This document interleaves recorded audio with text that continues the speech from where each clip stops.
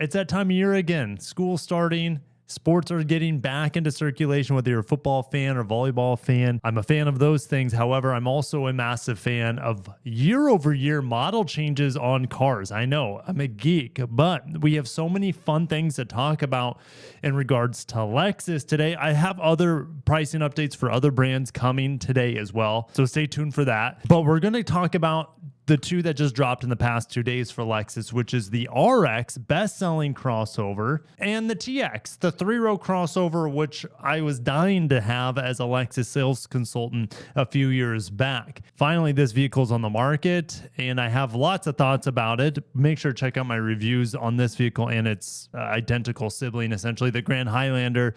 Watch my reviews on those vehicles made in Princeton, Indiana. But let's talk about the RX first. If you guys are excited for Lexus updates, smash the like button. If you missed my video on the new Lexus Concept Coupe, you have to check it out. This thing is absolutely insane. And we should be seeing more of it at the Japan Mobility Show when I go back to Japan with my good friend David Chow in about a month, 2 months, end of October around Halloween time is when you're going to see my hands-on impressions of the new Lexus concepts. All right, but let's get back to the RX here. What are the changes for 2026 model year? Well, there are going to be pricing changes, but we have a premium grade added for the plug-in hybrid model. That is great. That means there's going to be a better chance of getting your hands on one. Lexus should have it in better availability. It shouldn't be tied down essentially just to the luxury trim or an F Sport luxury trim. Appearance package now available for F Sport handling and F Sport performance grades. Well, I got to read more about that because I'm not sure what that means. And wireless charger is now standard on all models. About time. I mean, the Camry, which starts under $30,000 as a standard wireless charger, right? All right, so this appearance package that you'll be able to get is based off of the 25. Now we're 26 model year. So this is based off of last year's Blackline Special Edition package. This year's appearance package is available on the F Sport handling and F Sport performance grade. So an RX 350 and an RX 500H. Outside, the package is available with 5 exterior colors, including ultra white, cloudburst graded, iridium, incognito, and caviar. All right, further elements include black exterior styling touches and 21-inch split 5-spoke wheels with a black finish and orange brake calipers. Inside, the appearance package's sporty look is completed with black interior accented with gray stitching throughout. What the heck? Okay, so why aren't they calling this Blackline Special Edition once again for 2026? Well, it could be that Lexus is fading out these Blackline Special Editions. The naming never made any sense. Sometimes they had bronze instead of black features, and it just doesn't have a good ring to it. Blackline Special Edition, at least like on the Toyota end, you would see Nightshade. That has a ring to it. But Blackline Special Edition, on top of the lengthy Lexus naming already, it can be a mouthful. All right, so if they're discontinuing Blackline Special Edition and just offering it as an appearance package, I'm okay with that. But are we going to get a separate Blackline Special Edition? I don't think so for 2026. I think this could be a sign of it being discontinued going forward and just making it an optional package. All right. They could probably charge more and get away with more in theory doing it this way instead of people not wanting the Blackline Special Editions. We would have models, I remember the black lines, sometimes it would sit around longer than your normal model. They didn't like the looks of it. All right, now I know the appearance package is exactly the same thing as a Blackline Special Edition, but we'll see. We'll see how successful it is for Lexus. I think they're trying something different here. No changes to the base engine, the turbo 4-cylinder 275 horse. No changes with the RX 350H. It's still a 4th gen hybrid system, whereas the Camry is going on 2 years now, or over a year now. With the 5th gen, the RAV4 will be getting the 5th gen system, which is smoother, quieter, and more powerful. But this is still pretty good. Now, what's interesting is they're actually naming the torque figure here. This is rare for Lexus and their hybrids, and Toyota for their hybrids. They typically just give you total system horsepower, but they're saying officially now it's 233 pound-feet of torque. You still have a nickel metal hydride battery, which I think is the bipolar battery. So no lithium ion unless you get the plug-in hybrid, which is good for 38 miles of range, 0 to 60 around 6 seconds. And it gives us a little over 300 horsepower. It's a fantastic powertrain, but it's nothing new. We've seen it on the RAV4 plug-in hybrid for a long time. You want to sit with me? Are you leaving, Abe?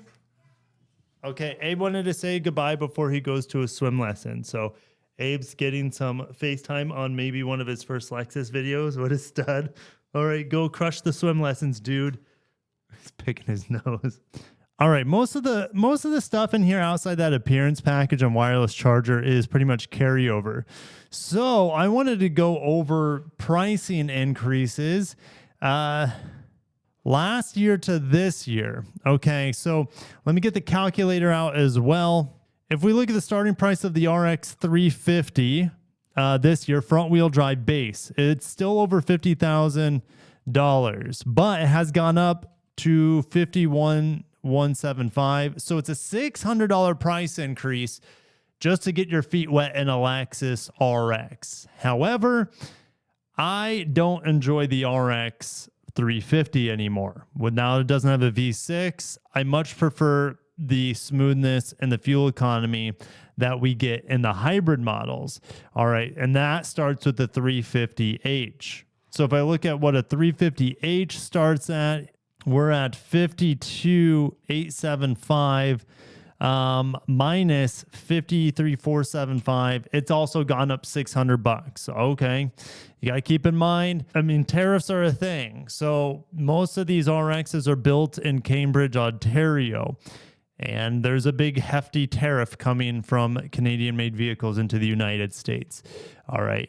They're not charging the 15%. If you guys want to know what a 15% increase on an RX hybrid would be, it would be an increase of $8,000. So it would be a $61,000 vehicle. Okay. So they're only passing on a small portion to the customer at this point in time anyways. Who knows? And, you know, tariffs can change. So that's always a moving situation. Oh, I wanted to see where the new RX 450h Plus Premium is, because this is the new trim. That's nice. It comes in much cheaper than the previous 450h Plus Luxury. And it was hard for me to recommend the plug-in hybrid with its really high price. So it looks like it's about, let's see here. Again, it only came in a 450h Plus Luxury last time. I want to say there used to be, I don't know if they still have it, but there used to be an S Sport RX 450h Plus. So 72,710 minus 7310. So the plug-in hybrid has gone up $600 if you just look at the Luxury. But now you have this $66,000 entry-level model, which is $6,630 less than the luxury model. Can't recommend the luxury. It's too expensive in my opinion. I would just be getting the premium model and be happy with it. You won't get all the bells and whistles, but you get what is so fantastic in that plug-in hybrid, which is its powertrain. It's really good. So I'm glad you have more opportunity there to get that plug-in hybrid for a lesser price. Looking at RXs in my area before we get on over to the TX, we are seeing some price drops. RX 350, $3,000 price drop here. I mean, like I said, I'm the big fan of the 350Hs, and there are none. This is crazy. There's only 15 RX 350Hs in my area. A whopping 702 RX 350s. What does that say?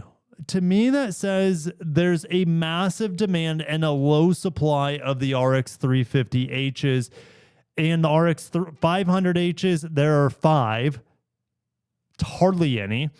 RX 450h Pluses, there are as many of those as the standard RX, but it's a harder sale because it's so much more expensive than standard hybrid.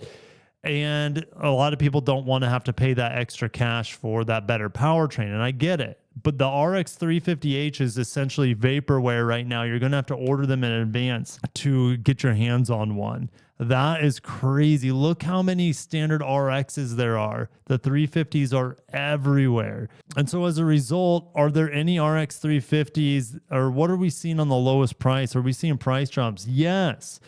Wow, $48,000 to get your feet wet in an RX. Now, these are front-wheel drive models. It's Florida, but you're getting price drops on RXs right now that are not the hybrids. Pretty interesting. So let's go on over to the TX. What are we seeing here? Is there anything new for 2026 other than pricing? Panoramic glass roof now standard on the plug-in hybrid, which is already vaporware until they can start sourcing the battery packs out of the new North Carolina battery plant. And that's the same for the RX hybrid too.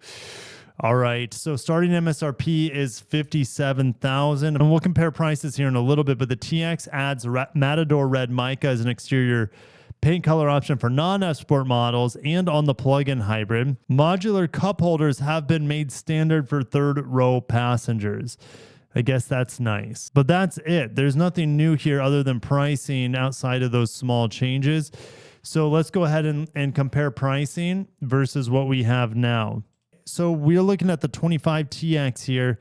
It went up $500, not as much as the RX, which was $600. So $500 to get your feet wet. Again, the four-cylinder is better implemented here, the four-cylinder turbo versus the RX 350. It's a little bit quieter. It's a little bit smoother. I still am not the biggest fan of it. I much prefer the hybrid models, and that would be the 500H, which I think, in my humble opinion, the TX should be standard 500H, an optional plug-in hybrid. That's just my opinion. I'll see what you guys have to say down below.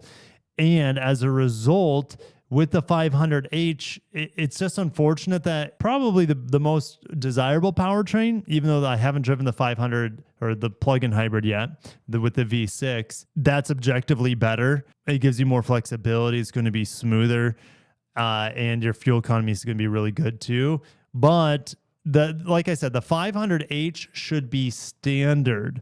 And so it's just frustrating that it's tucked away in this F-Sport performance trim with bigger wheels, all these other things, and you can get this powertrain and spend about 10, 15, actually, no, it's about 15 grand less in a Grand Highlander. Okay, that's what's really frustrating to me. So it's locked away into these high performance trims in the TX F-Sport Performance 500H instead of there being a 500H premium and a 500H luxury. I think they will get there, but the demand for the TX, they just know how to make money on it. Until buyers dry up in this segment here, and then they have to bring the 500H down to lower pricing tiers, they're just going to keep making as much money as they can by tucking away their best powertrains to obviously the most expensive trim levels. All right, with that being said, let's compare the F-Sport handling. What have they gone up in price? Or sorry, the 500H, what kind of price hikes have we seen here?